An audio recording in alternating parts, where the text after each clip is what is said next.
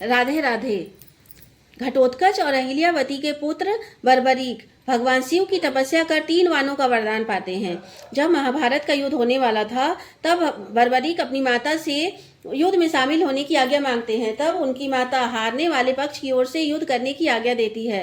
बर्बरीक नीले घोड़े में सवार होकर महाभारत के युद्ध में शामिल होने को जा रहे होते हैं। तब भगवान श्री कृष्ण उन्हें साधु रूप में रोकते हैं और पूछते हैं, तुम कहाँ जा रहे हो? तब बर्बरीक उनसे कहते हैं कि मैं महाभारत के युद्ध में शामिल होने जा रहा हूँ और मैं हारने वाले पक्ष की ओर से युद्ध करूंगा। मैं एक तीर चलाकर पृथ्वी के संपूर्ण सेना का वध कर सकता हूं। तब भगवान श्री कृष्ण उनसे कहते हैं कि यदि तुम इतने ही बलशाली और पराक्रमी हो तो इस पेड़ के संपूर्ण पत्ते को एक तीर चलाकर छेद के दिखाओ।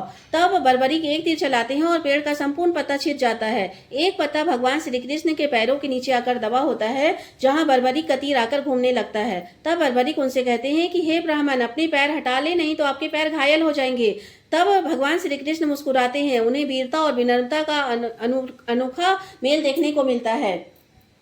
तब भगवान श्री कृष्ण समझ जाते हैं कि यदि बर्बरीक महाभारत के युद्ध में शामिल हुए तो युद्ध का संतुलन बिगड़ जाएगा, क्योंकि भगवान श्री कृष्ण पांडवों को हारने नहीं देंगे और बर्बरीक कौरवों को हारने नहीं देंगे। इस तरह तो युद्ध कभी समाप्ति नहीं होगा। तब भगवान श्री कृष्ण बर्बरीक से कहते हैं कि आज फागुन शुक्ल पक्ष द्वादशी का दिन अत्यंत महत्वपूर्ण है। महाभारत के युद्ध के पहले चंडी बलि चाहती है और बलि बलशाली का होगा, और इस संसार में बलशाली सिर्फ 3 ही लोग हैं, एक मैं, एक अर्जुन और एक तुम। तो मैं तुमसे तुम्हारे शीश का दान चाहता हूँ। तब बर्बरीक अपने शीश का दान देते हैं और अपनी एक इच्छा व्यक्त करते हैं। वे भगवान श्री कृष्ण से कहते हैं कि मैं संपूर्ण महाभारत का युद्ध देखना चाहता हूँ। तब भगवान श्री कृष्ण कहते हैं कि मैं तुम्हारे शीश को अमृत से स्नान करा के युद्ध के वाले क्षेत्र के सबसे ऊंची पहाड़ी पर स्थापित करूंगा, जहां से तुम संपूर्ण युद्ध देख पाओगे और अपने न्याय के आधार पर निर्णय कर पाओगे।